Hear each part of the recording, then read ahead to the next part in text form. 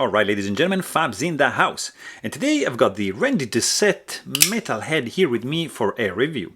And as usual, we're gonna analyze the look, the sound, and the feel of this guy. But first of all, let me thank you, my buddy Guillaume, because he sent this guy along for a review.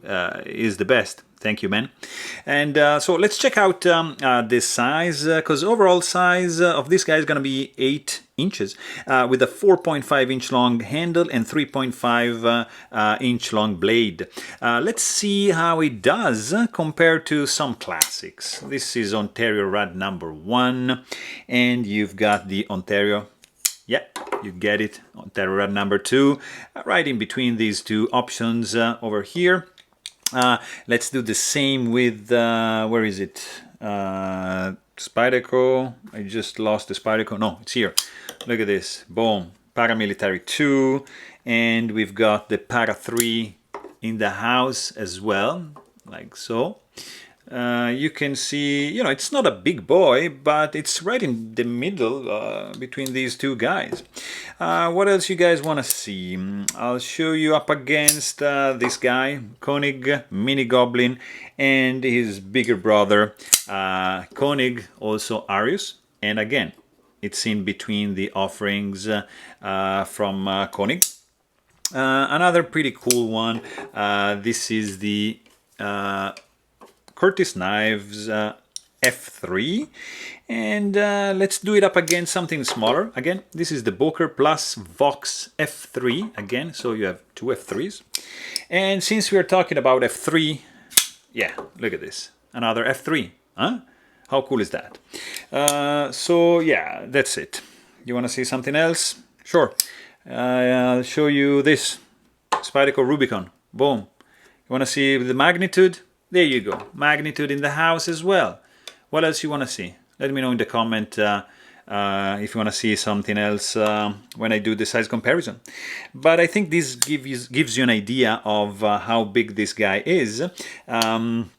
This is made in Canada, guys. Randy Doucette, he's pretty cool. He's doing some badass knives, I'm telling you. And this is one of them. Because, I mean, just look at the scales. Polished carbon, marbled carbon fiber, like fully contoured. You don't even feel like anything. Like here, there's no lip, no bevel, nothing. It feels like one piece. Like it's... Man, this is nicely contoured, I'm telling you. And it's sporting a couple of blue titanium anodized liners with some internal jeweling going on. There's no skeletonization, but there's a nice jeweling going on the inside of the liners. Really, really cool. You have a 3D mill titanium backspacer with no option for the lanyard hole, just this geared pattern backspacer going on over here, which is going to add some grip, of course, when you just put it here in your hand and fire this baby off. It's very nicely built, guys. There is absolutely no lock stick. You hear this, maybe, but it doesn't stick. It's just like a little bit of noise, but there's no stick. And it's impressive because there's no lock face insert in this guy. So really, really interesting, the geometry he came up with. Look at this. It's very, very nicely done. You can see like over here the space for the stop pin, which is there, and here just the tang of the blade just hits up against that. Really, really cool. You have some nice milling going on over here in order for you to facilitate the disengagement of the lock bar. You have, of course, like your T15 and T8 screws to take this down. Pretty easily, pretty straightforward to do it. You're not gonna have any issues if you wanna maintain, open up, clean up, lube it, you know, put it together. It's gonna be pretty straightforward. Also, the pocket clip in this guy is, look at this. This is Mokutai, which is a Damascus. It's like Damascus. It's a an alloy of two different titanium alloys, and it creates this beautiful pattern like you see in the Damascus steel. So really, really cool, 3D milled. It has a very short clip ramp, but the tension, guys, it's spot on. Not too tall, so you can't like put too thick of pants over here, but it's absolutely functional, guys. Really, really cool. Of course, it's not reversible, and it's tip-up carry only. You check the blade, and you see that there's a lot of things going on.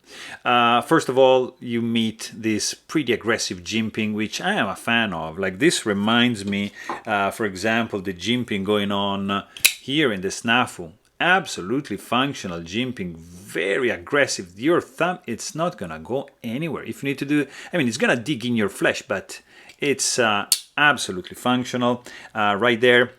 It's a little bit short in my opinion, but it's absolutely functional. You can even do more advanced grip. You have to be careful because this is sharpened up to the end, to the sharpening choil over here. But you could do like something like this, or maybe even like that. It would be better because here you would have to push back on the flipper tab in order to avoid this sharp area here. But this divot here, it's beautifully designed for the thumb like that. So even like this, it's just perfect, and it's gonna help you gaining a lot of precision in your carving, for example. You have a nice swedge then going on here when the blade drops to the point. And this swedge is nicely done, guys. It's really symmetrical. Look at that. Very nicely done. And you have basically belly up to here, and this area here, the last 30%, it's kind of like a recurve. You see, it's not like a straight edge. Of course, beautifully done hollow grind over here. Nice sharpening choil. The blade is a little bit thick behind the edge. You can feel it, and you can see it right over here. You have some nice chamfering going on around the flipper tab, which is, by the way, a little bit pointy. I mean, you can do like this if you take it like on this side. It's light switch, of course, all day long. If you want to do push button, you cannot do like this. It's not gonna work. So you have to do like this, all right? So it's a little bit on the sharp side, but yeah, I mean, it's all right. Two things I'm not really a fan of in this blade. These holes, yeah. They don't do anything for me. I don't understand the holes. And the font. Yeah, not a fan of this font over here. It's not my style. But it's me. I mean, I'm not a fan of holes in general, but these are nicely done holes. And you see they have a progressive diminishing size, and they are nicely chamfered. I mean, it's a very nicely added decoration to the blade, but it's just not my style. So, but the blade overall, it's very good. I like this divot over here. I love the hollow grind. It's really nicely done. Beautiful swedge, directional satin over here and over here. So kind of like two-tone, not really two-tone, but kind of.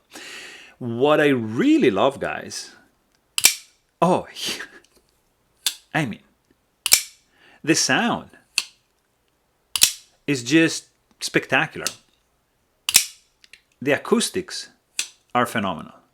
It's a double cluck cluck. Oof. So rich. Really percussive. It's unique. It's very, very nice. I really like this sound. When it closes, it's alright. I mean, it's nothing. But when you open the blade, ooh, it's beautiful. When you close it, yeah, I mean, it's all right. Oh, man, I love the sound of this guy deploying. Really, really cool. So this is Elmax steel, and it's probably, I don't know why it's making this sound. I don't know if it's the steel up against the, I mean, the kind of steel up against the pin, but it's beautiful. It's unique. Lovely. The weight in the pocket of this guy is going to be 5.5 ounces, so not too bad overall. and it's well designed. I mean, the ergos are well designed. In the hand, it feels absolutely great. You don't actually feel a lot of hotspot going on from this pocket clip. It just feels absolutely solid, especially if you do like a more advanced position, something like that. Oh, guys, this divot here, it feels like awesome in the hand. Really, really nice. You can squeeze the blade and it's gonna be absolutely phenomenal in the hand.